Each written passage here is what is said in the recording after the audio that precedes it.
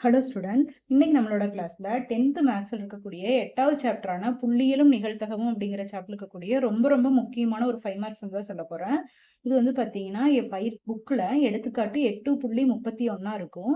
இது வந்து மே 2022 பப்ளிக் எக்ஸாமில் இந்த சம் கேட்டிருந்தாங்க. இது முக்கியமான சம், என்எஸ்எஸ் என்சிசி சம்னு சொல்லுவோம்.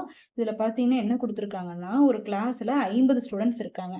சரிங்களா? 50 மாணவர்கள் உள்ள ஒரு வகுப்புல 28 பேர் வந்து என்சிசில சேர்ந்துடுறாங்க. 30 பேர் வந்து என்எஸ்எஸ்ல சேர்ந்துருக்கிறாங்க. இதுல 18 பேரு என்சிசிலே சேர்ந்துடுறாங்க, என்எஸ்எஸ்லயே சேர்றாங்க. ரெண்டுலயுமே வந்து சேர்ந்துக்கிறாங்க. இப்போ இதுல இருந்து நம்ம ஒரு மாணவரை தேர்ந்தெடுக்கிறோம்னா, அந்த மாணவர் வந்து நம்மளுக்கு என்ன மாதிரி எல்லாம் இருக்கணும்னு 3 கொஸ்டின் கேட்டிருக்கிறாங்க. ஃபர்ஸ்ட் என்ன மாதிரி இருக்கணும்னு சொல்றாங்கன்னா, என்சிசில இருக்கணும், ஆனா என்எஸ்எஸ்ல கட்டாயம் இருக்கக்கூடாதுங்கிறாங்க. ரெண்டாவது கொஸ்டின் என்னன்னா, என்எஸ்எஸ்ல இருக்கணும், ஆனா என்சிசில கட்டாயம் இருக்கக்கூடாதுங்கிறாங்க. மூணாவது கொஸ்டின் என்னன்னா, ஒன்றே ஒன்றில் மட்டும் சேர்ந்திருக்கணும். இதுக்கான நிகழ்தகவோட காண்கன்னு கொடுத்துருக்காங்க. சம்மு வந்து ரொம்ப ஈஸியான சம்மு தான். எப்படி போடலாம்னு கவனிங்க. ஃபர்ஸ்ட் என்எஸ்எஸ் என்சிசின்னு 2 வர்றதுனால மொத்த மாணவர்கள் இருக்கிறாங்க பார்த்தீங்களா, 50 பேர். அதை தான் நம்ம என் ஆஃப் எஸ் தான் எடுத்துக்கணும். இதுல என்சிசில சேர்ற மாணவர்களை எல்லாம் ஏனும், என்எஸ்எஸ்ல சேரக்கூடிய மாணவர்களை எல்லாம் பீனும் ஃபர்ஸ்ட் எடுத்துக்கலாம். சரிங்களா? இதுதான் நம்ம ஃபர்ஸ்டா எழுத போறோம். தீர்வுல பாருங்க. ஃபர்ஸ்ட் மொத்த மாணவர்கள் ஈக்குவல் டு 50ங்கிறதுனால n of S equal to எவ்வளோன்னா 50. என்சிசியில் சேரும் மாணவர்கள் ஏ, என்எஸ்எஸ்சியில் சேரும் மாணவர்கள் பி என்கன்னு எழுதிக்கலாம். சரிங்களா? இப்ப பாத்தீங்கன்னா என்சிசில எத்தனை பேர் சேர்றாங்களோ அவங்க தான் என் ஆஃப் ஏவை குறிக்குது.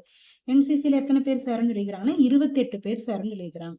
அதே மாதிரி என்எஸ்எஸ்ல எத்தனை பேர் சேரன்னு சொல்லியிருக்காங்கன்னா 30 பேர் சேரன்னு சொல்லியிருக்கிறாங்க. அதை என் ஆஃப் பின்னு எடுத்துக்கணும். ரெண்டுலயுமே சேரன்னு சொல்றவங்கள ஏ வெட்டு பின்னு சொல்லணும். வெட்டுனா பொதுவா இருக்கக்கூடியது, அதாவது ஏ இன்டர்செக்ஷன் பி அப்படிங்கிறது ரெண்டுலயுமே சேரவங்க, காமனா இருக்கிறவங்க. அது எத்தனை பேர்னா 18 பேர். ஸோ இந்த மூணுக்கும் நம்ம இப்ப நிகழ்தகவு கண்டுபிடிச்சு போறோம். என் ஆஃப் ஏலேருந்து P of A, n of பில இருந்து P of B, n of A வெட்டு பில இருந்து பி ஆஃப் ஏ வெட்டு பி கண்டுபிடிச்சு போறோம். ஸோ பி ஆஃப் ஏக்கு என்ன ஃபார்முலா அப்படின்னா n of A by n of S. So பிரதியிட்டிங்கன்னா 28/50. இது பி ஆஃப் ஏவோட ஆன்சர். அதே மாதிரி என் ஆஃப் பில இருந்து பி ஆஃப் பி கண்டுபிடிச்சிருங்க. பி ஆஃப் பிக்கு என்ன formula? N of B by n of S. இதுல பிரதியிட்டிங்கன்னா 30/50 வருது. எதையுமே கேன்சல் பண்ண வேண்டாம், அப்படியே வச்சுக்கோங்க. என் ஆஃப் ஏ வெட்டு பில இருந்து பி ஆஃப் ஏ வெட்டு பி கண்டுபிடிச்சிக்கலாம். ஸோ என் ஆஃப் ஏ வெட்டு B by n of S பிரதியிட்டிங்கன்னா 18/50. ஸோ மூணுக்குமே நம்ம நிகழ்தகவு கண்டுபிடிச்சிட்டோம். ஸோ ஃபர்ஸ்ட் கொஸ்டின் என்ன கேட்டிருக்காங்க? என்சிசியில் இருந்து ஆனால் என்எஸ்எஸ்ஸில் இல்லாமல் இருப்பதற்கான நிகழ்தகவை தான் நம்ம கண்டுபிடிக்கணும். அதை அப்படியே இங்க எழுதிக்கலாம். இதனுடைய நிகழ்தகவை எப்படி நம்ம குறியீடா மாத்தலாம்னு பாருங்க. பி ஆஃப் நிகழ்தகவுங்கிறதுனால ப்ராபபிலிட்டி இல்லையா? So P of A intersection B bar. என்ன அர்த்தம்? ஏல இருக்கணும், அதாவது என்சிசில இருக்கணும், பில இருக்கக்கூடாது, அதாவது என்எஸ்எஸ்ல இருக்கக்கூடாதுன்னு அர்த்தம். ஸோ ஏல இருக்கணும், பில இருக்கக்கூடாதுன்னா அது எப்படி நம்ம இந்த மாதிரி குறியீடா எழுதலாம்னா P of A intersection B பார்னு எழுதிக்கலாம். சரிங்களா? ஸோ இதனுடைய ஃபார்முலா என்னன்னா P of A minus P of A intersection B. இது இதனுடைய ஃபார்முலா. இதுல மதிப்பை பிரதியிடுங்க. பி ஆஃப் ஏவோட மதிப்பு என்னன்னா 28/50 மைனஸ் பி ஆஃப் ஏ வெட்டு பியோட மதிப்பு 18/50. பகுதி சமமா இருக்கிறதுனால அந்த பகுதியை அப்படியே போட்டுட்டு தொகுதி 2ஐ மட்டும் கழிச்சிங்கன்னா போதும். 28ல 18 கழிச்சிங்கன்னா 10.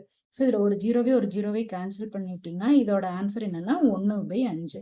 இதுதான் ஃபர்ஸ்ட் கொஸ்டினுக்குரிய ஆன்சர். செகண்ட் கொஸ்டின் பாருங்க. என்எஸ்எஸ்ல இருக்கணும் ஆனால் என்சிசியில் இல்லாமல் இருப்பதற்கான நிகழ்தகவு அப்படிங்கறத எப்படி குறியீட்டில் எழுதலாம்னா P of A bar intersection B. அதாவது ஏல இருக்கக்கூடாது, என்சிசில இருக்கக்கூடாது, ஆனா என்எஸ்எஸ்ல இருக்கணும். அதனால பில இருக்கணும், ஏல இருக்கக்கூடாது அப்படிங்கிறதுனால P of A bar intersection பின்னு எழுதிக்கலாம். இதுல பிக்கு தானே பார் இல்லாம இருக்குது. ஸோ இதனுடைய ஃபார்முலா என்னன்னா P of B minus P of A intersection B. சரிங்களா? இதுல மதிப்பு பிரதியிடுங்க. பி ஆஃப் பியோட மதிப்பு 30/50 மைனஸ் பி ஆஃப் ஏ வெட்டு பியோட மதிப்பு 18/50. ஸோ பகுதி சமமாக்கனால பகுதியை அப்படியே போட்டு தொகுதி 2ஐ கழிச்சிங்கன்னா 12/50ன்னு வருது. 2ஆல கேன்சல் பண்ணீங்கன்னா 6/25ன்னு வருது. இதுதான் செகண்ட் கொஸ்டினுக்குரிய ஆன்சர். சரிங்களா? இதே மாதிரியே தேர்டு சம் பார்க்கலாம். தேர்டு சம் என்னன்னா ஒன்றே ஒன்றில் மட்டும் சேர்ந்திருப்பதற்கான நிகழ்தகவு. ஒன்றே ஒன்றில் மட்டும் சேர்ந்திருப்பதற்கான நிகழ்தகவு அப்படிங்கறத குறியீட்டுல எப்படி எழுதலாம் அப்படின்னா ஒன்றே ஒன்றில்னா என்னவா இருக்கலாம்? என்எஸ்எஸ்ஸா இருக்கலாம் அல்லது என்சிசியா இருக்கலாம். ஸோ என்சிசியில் மட்டும் அல்லது என்எஸ்எஸ்ஸில் மட்டும், அப்படிதான் இதுக்குரிய மீனிங். ஸோ என்சிசியில் மட்டும் அப்படிங்கறத நம்ம எப்படி குறியீட்டில் எழுதுவோம்? P of A intersection B bar அப்படிங்கிறது தானே நம்மளுக்கு என்சிசியில் மட்டும் அப்படிங்கிறதுக்கு. ஸோ அது அல்லது எதுல மட்டும் இருக்கலாம், என்எஸ்எஸ்ல மட்டும் இருக்கலாம். ஸோ இதுதான் இதுக்குரிய குறியீடு. ஸோ இந்த மாதிரி இது ரெண்டும் வந்து ஒன்றை ஒன்று விளக்கும் நிகழ்ச்சிகள். ஒன்றை ஒன்று விளக்கும் நிகழ்ச்சிகள்னா என்னன்னா, இதுக்கு பொதுவான உறுப்பு எதுவுமே இருக்காது. இதுல மட்டும்தான் சேர்ந்திருக்கிறவங்க இதுல இருக்க மாட்டாங்க, இதுல மட்டும்தான் சேர்ந்திருக்கிறவங்க இதுல இருக்க மாட்டாங்க. ஸோ இது ரெண்டும் ஒன்றை ஒன்று விளக்கும் நிகழ்ச்சிகள்ங்கிறதுனால ஸோ இதோட ஃபார்முலா என்ன வரும் அப்படின்னா, பி ஆஃப் ஏ வெட்டு B bar plus P of A bar வெட்டு பின்னு வந்துடும். சரிங்களா? பி ஆஃப் ஏ சேர்ப்பு பி அப்படின்னா P of A plus P of பின்னு வரும் இல்லையா, ரெண்டு ஒன்றை ஒன்று விளக்கும் நிகழ்ச்சிகள்னா அந்த மாதிரி இது ரெண்டும் ஒன்றை ஒன்று விளக்கும் நிகழ்ச்சிகள்னால பி ஆஃப் ஏ வெட்டு B bar plus P of A bar வெட்டு பி. பி ஆஃப் ஏ வெட்டு பி பாரோட ஆன்சர் நம்ம ஃபர்ஸ்டே கண்டுபிடிச்சோம். எவ்வளோன்னு கண்டுபிடிச்சோம் அப்படின்னா, இந்த ஸ்டெப்ல பாருங்க, 10/50 தானே கேன்சல் பண்ணி 1/5ன்னு போட்டோம். இந்த 10/50ங்கிறது இங்க எழுதிக்கலாம். பி ஆஃப் ஏ வெட்டு பி பாரோட ஆன்சர் என்ன, 10/50 plus P of A bar வெட்டு பியோட ஆன்சர் இங்க கேன்சல் பண்றதுக்கு முன்னாடி என்ன இருந்தது, 12/50 இருந்தது இல்லையா. ஸோ இந்த 12/50 இங்க எழுதிக்கலாம். பகுதி பகுதி சமமா இருக்கனால பகுதி அப்படியே போட்டு தொகுதி 2ஐ கூட்டுங்க, 22/50ன்னு வரும். ஸோ 2ஐ 2ஆல கேன்சல் பண்ணுங்க, 11 கீழே 25. ஸோ 2ஐ கேன்சல் பண்ணீங்கன்னா 11/25. ஸோ ஒன்றில் மட்டும் சேர்ந்திருப்பதற்கான நிகழ்தகவு என்னன்னா 11/25. Thank you students.